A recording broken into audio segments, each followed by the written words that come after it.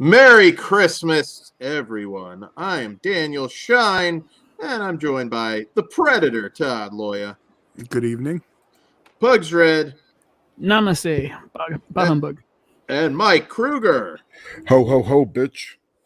So we're here today to cover another entry into our 12 Days of SLASHmas tournament. Kruger, let them know how it all works. What we do for our 12 Days of SLASHmas special is rate and review a Christmas-themed horror film, and then at the end of the show, we add that movie to a list compiled from our previous episodes. From there, we will vote to eliminate one film from that list, leaving us with our top 3 Christmas horror movies, aka our 3 final elves. So, Todd, why don't you tell us what those 3 final elves are and what's up for contention tonight? All right, thanks, Kruger. Well, what we have for contention is Anna and the Apocalypse, Better Watch Out, and Dead Ends. Eliminated thus far: Iced, A Cadaver Christmas, Dead of Night, Two Front Teeth, Night Train Murders, Tales from the Crypt, 1972, and Shitan. Oh, and Whoever Slew Auntie Roo. Can't forget that one also. up today for contention is P2, which is alleged. I haven't been able to confirm.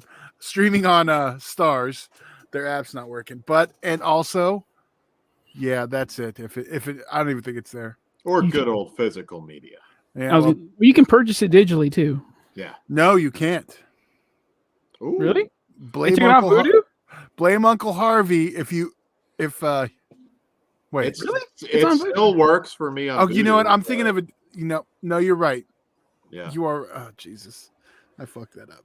That's all right. That's okay. The good news is you can buy it. That's where we land. Yeah.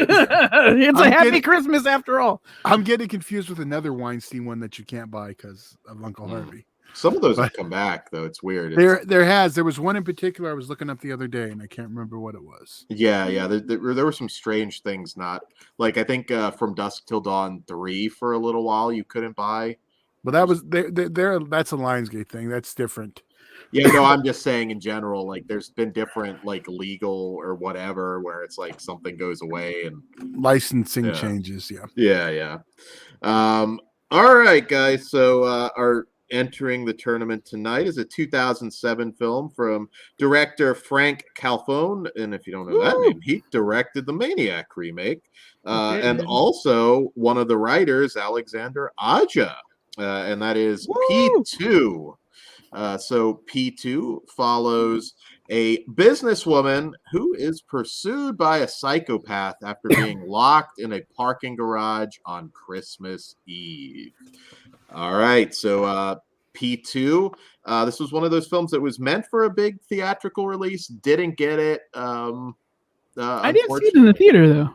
It got a theatrical release. A small run? Okay. I think there was some issue because it didn't get a wide release. Because I didn't see this in the theater, and I certainly and because Dan couldn't see it in the theater, it got a shit release. It did not get a wide release. I'm telling you. Yeah, well, stand by it. Perks I of tried. living in Los Angeles, I guess. Yeah, spoiled Californians. God damn it. You can move here. But I like the can't. Exodus. Everyone keep fucking going. Somebody like Dan to live here. Come on. That's I've almost moved to Los Angeles a few times, but haven't as of yet. So P2, it's full. Pugs. What did you think of P2? I am always surprised that this movie is not universally loved because this is not only one of my favorite Christmas movies, it's generally like it is one of my favorite movies. I can put this on anytime and just get in the zone. Wes Bentley is the shit. He's handsome, but he's not handsome enough to where you can't believe that he is a little weird. So his Ted Bundy is on full fucking is at 11 and it works. And Rachel Nichols is Angela.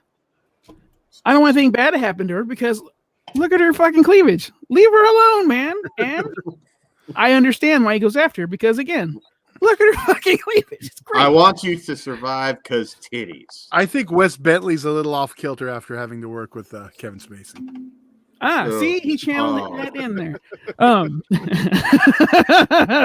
I'm waiting for his fucking Christmas video. He releases one every year.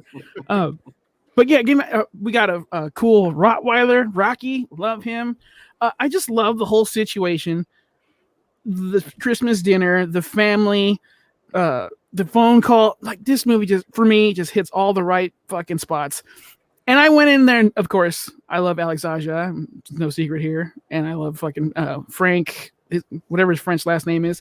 Those guys are great. So anytime, anywhere they have something going, I'm always in. And for me, this fucking nails it. It's Christmassy. It's fucking funny. It's scary and dark, and it's brutal when it has to be. So for me, love this movie. Mandatory viewing every Christmas. What about you, gentlemen?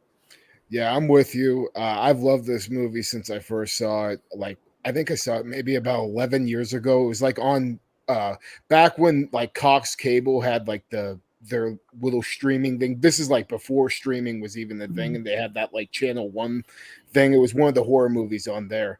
I just threw it on one day and it completely blew me away. I always forget how fucking absolutely brutal and balls to the wall this movie gets at times. Like the kills and the gore are just fucking awesome. You already nailed it with Angela and Thomas. Like, I love just both of those characters so much. We're rooting for Angela through the whole thing. Thomas is just awesome, sadistic stalker motherfucker. Yeah, and the story just doesn't waste any time getting into the action either. You're put right into this situation. And you know, all the cat and mouse scenarios we get with Angela and Thomas are so well done. There's a great tension there, especially with, you know, the whole police portion of the movie. Like, you're just like on the edge of your seat through this whole thing. So yeah, overall, this is one of the best, I think, Christmas movies and stalker movies of all time. So yeah, it gets my stamp of approval. It's a goddamn masterpiece. If you haven't seen this, you need to watch it this Christmas season. Fuck yeah. Yeah, you know, you guys, Pugs, you brought up Rachel Nichols, who also, unfortunately, didn't live up to P2, but she starred in the Inside remake. Not a good thing, but she was good in it, though. I mean, she wasn't bad, but whatever. She was able to pay her rent. I'm fine. I always really liked her. She's kind of found her niche in TV in recent years. She was in Criminal Minds, Man in High Castle, which I haven't watched, but I hear that's pretty popular on Amazon. Sure, you haven't watched it. Okay. Titans, lot of good TV work. I always did really enjoy her. And yeah, I mean, this movie is storyline wise, it's pretty like basic. It's just she's trapped and she gets by this guy, and it's a game of cat and mouse in a parking garage. It's simple but very effective. It's not like nonstop gore, but like when the gore hits, it's pretty brutal. There's a scene with a car ramming somebody. Save it for spoilers. Yeah, hardcore. And I also think it's another one, even though it's in an isolated setting that doesn't scream Christmas, they still kind of establish the feel at the same time. You know, the soundtrack, especially. Yeah. Yes. It's a nail biter. My favorite version of Blue Christmas. Yeah. Yeah. It is. It is just, it's simple, but so effective. And, there's so many great moments of suspense too, you know, with the cop car driving by, and it is one of those ones I'm like, I don't know why it's not more universally loved, but I think again it was just it was dumped. They didn't have faith in it. I don't know. I really don't know what it is. More, it's a safe bet movie. Like if you want something like, man, I want to make sure everybody likes it. Chances are everybody's going to like P2. It's got something for the gore hounds. It's got the classic suspense. I think Wes Bentley is awesome. Definitely a guy who had his demons, and I think it held him back from being a massive star. But he's coming back around. Yeah, he's coming back around. American Horror Stories, when he started on that, did some good favors for him. And yeah, it's a ride from start to finish with the talent behind it, the director, of course, Aja. I do. Maniac, yeah, man. I'll never forget going into the Maniac remake and just thinking like, man, I don't know, Joe Spinell. But seeing Elijah Wood in Sin City, I'm like, it's going to be different. They're two very different people, but goddamn, I was right. I was He waving delivered. that flag. I was waving that good. fucking flag Yeah. proudly. I got witnesses. As soon as that movie ended, Amazon ordered the soundtrack. First thing I did. So where does P2 stand for you, Todd? Oh, I'm with everyone. I love this movie. This is one of my annual watches. It is. The setup's great. Like Dan said, it's a simple setup, but it's so effective. It doesn't even matter. It's from start to finish. It's a great film. Fuck yes. I don't think this one's going anywhere today. Spoiler. Yeah, I'm fighting for this motherfucker till the end. You know what? I'm glad because you're on my side then, Kruger. Because like this is the one I'm like, I will fucking leave the show. Let's see where it goes now. Shall we rate it? Yeah, let's rate it. Let's go ahead and rate it. 5 from me. 5. Ooh, I'm going to be the one that gets the 4.5, but I That's love all it. right. I love the We'll movie. allow it. I'm gonna shit on you. So yeah. All Fuck right. yeah, P2. It's a fun film. If you haven't watched it for some reason, yeah. But dude, I know you said like it's a crowd pleaser. It's not universally loved. Like even like some diehard horror fans that I know, I'm like, you don't like P2, and they're like, no, I don't understand. Maybe just the simplicity of it. I've heard They're some simpletons people. themselves. I mean, it's hard. Not everything needs to be complex. It's just Yeah. But I think I've heard some people comment that they didn't love Wes Bentley. I think some people maybe wanted somebody like outwardly evil. I thought he played like that psychopath well. Yeah. Like, there's those moments where he wants to. He doesn't go too over the top with it. I don't think he needs. Yeah, he doesn't ever like go mustache twirling. Like he plays like a real psychopath character. A real fucking weirdo. Yeah, so, okay. If I'm you glad watch, we're all on like the same page. But there's those moments where she does says something to like piss him off, where you can kind of see like that switch flip a little bit. Yeah, it's awesome. Stop saying my name. All right. So decision time. All right. Well, okay, so up for elimination. Anna and the Apocalypse, Better Watch Out, Dead End, and P2. Kruger, what do you get rid of? Dead End is getting the boot for me. Pugs.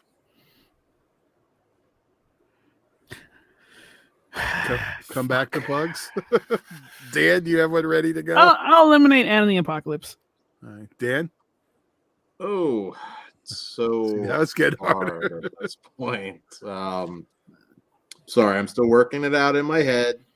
Well, I'm going to go before Dan, so I'm not the asshole. Anna and the Apocalypse. Be honest though, Dan. You don't have to.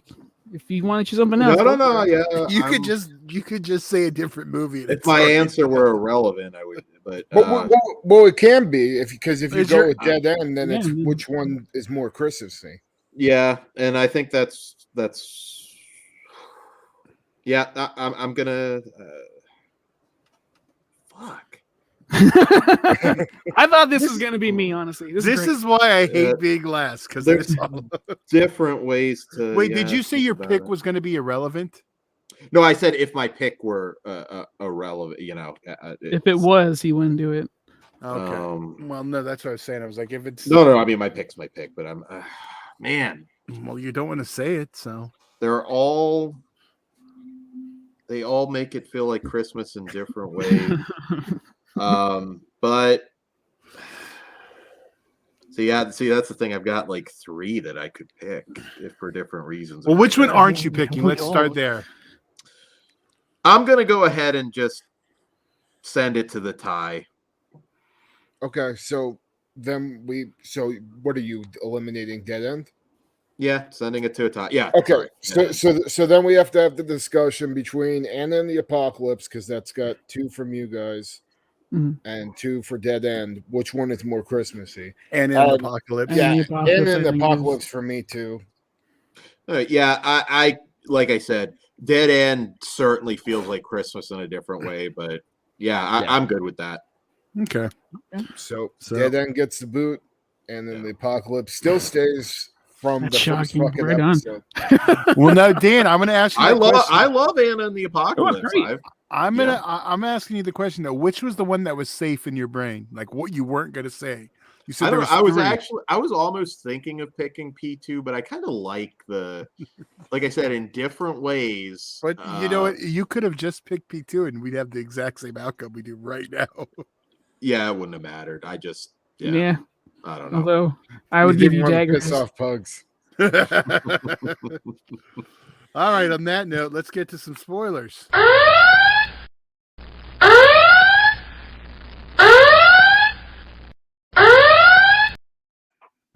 Angela's a bitch. She could have just had dinner with him. Just saying. You're not wrong. She had to get to a family gathering. She didn't want You to gotta eat, right? She's already late. Well, yeah. She put her own fucking self in that situation. Be smarter, ladies. she got kidnapped by a psycho and chained to a table. Are you really criticizing Angela? My God. Yeah, you got a handsome fucking man with a cool fucking dog and a steady job. Come on. That's yeah. And he can carry a tune. Any women's leagues out there? Your complaints towards Mr. Pug Shred. Yeah, you can speak right here. Wow. All right, real spoilers. Yeah. Anyways, It's like, can we redo this episode? when Thomas bludgeoned that fucking pervy Mark Zuckerberg rapist dude, that was pretty fucking badass. With he's beating the shit out of him with the flashlight, and then to give him the final blow, he pushes up his car because he's on a rolly chair and smashes him into the wall. And then you get this shot, and his guts are fucking all splaying out. And then Thomas just gives him one more, and then the blood. I think he like crushes his head, and the blood squirts all over the fucking front of the windshield. Wow! She's screaming no. Yeah. I know. Tom. Yeah, the rib cage and the guts falling out. It's such a badass scene. The one little scene that for some reason I've never forgotten about from this movie since I first saw it is when Angela drops her phone and her fucking fingernail pops off. I've always remembered that and associated that scene with this movie. So yeah, it's a really nasty little effect, and not a big gore scene, but still something little that really got to me. And yeah, the way she kills fucking Thomas handcuffed at the end to the car with the fucking, and she hits him with the taser fucking lighting the gasoline to set him on fire is such a fucking badass scene. Then you get this awesome final shot of her walking down the street on Christmas morning, good. Mm-hmm. The part that got me, and it didn't register with me until like the second or third time I watched it, is like I know he like caresses her fucking boobs and everything, but like he undressed her and put her in that outfit. That is extra creepy. And that didn't dawn on me until after. I was like, wait a minute, she wasn't wearing that. Oh my God, he's seen the goods. Lucky guy. What else is dude? I thought did we were get gonna upset. get burned Tom pop up at the end. Although that would have been kind of cool, but yeah, that's a little too. The killer comes back from for one last. Just on fire, chasing her down. I'm just gonna say, I'm actually really offended right now. Pugs thought we weren't gonna all love this too. That kind of offends me. I was concerned. I knew you guys would like it, but I was concerned for it surviving this episode. Shit, no, that's my train of thought. I can see people not loving it necessarily, but liking it. I mean, they all ride short buses. From the team that brought us it, there's no way we were gonna like it. Love it. Amen, brother. But, fuck, there was something I wanted to mention though. God damn it. Oh yeah. I think a spiritual sequel to this is Down the elevator. Yes, that Hulu thing. So that'd be dark. Yeah. So if we can get a Halloween elevator movie, that'd be for like scenario like this. I'd love it. Yeah. Or you can throw Devil in there too on the elevator front. No, we don't need to do that. I'm not a big fan of that. If we're gonna do that, we're gonna throw in what's the Australian one with Naomi Watts? Oh, the Shaft. Yeah. No, wait, the lift. Oh, the older one, Lift. Oh, Yeah. well, Naomi Watts is the Shaft. But Oh, yeah, okay. the, Well, the either Lift both is- of them. the Shaft was a remake of the Lift, and it's Dick That- Moss. Are they all riding a black man? Anyway, P2 is fucking awesome. I can't remember what the fuck I was gonna say. Anyway, Wes Bentley is the shit in this, and yeah, it's just great. More Kevin Spacey jokes somewhere. Do we have a Blu-ray of this out there? No, No. there is. I don't even. I think a Over- foreign one. I have an HD DVD. I mean, does it? Oh shit! I should start collecting all the P2 stuff. I really love this fucking movie. Again, Yeah, like me I too, can watch man. it anytime. It doesn't have to be Christmas, but it's so good. Yeah, I forgot it took place on Christmas because it just been so long since I watched it. But yeah, it's perfect for Christmas time. I watch it at least 2 to 3 times a year. Like I just throw it on. It's so good. Oh well. Right. Yeah, I got no spoilers. Watch this fucking thing. It's awesome. All right. Well, on that note, we all done? Let's do it then. Yeah. Dan? I guess if a guy asks you out to dinner, just get through the awkward dinners, according to Pugs, and try and have a Merry Christmas. And yeah, It's I don't know a free meal. Come on, give me my And- line. Give me my Happy cue. Hanukkah. Feliz Navidad. Merry Christmas, motherfuckers. Happy Kwanzaa. Stupid fucking cunt.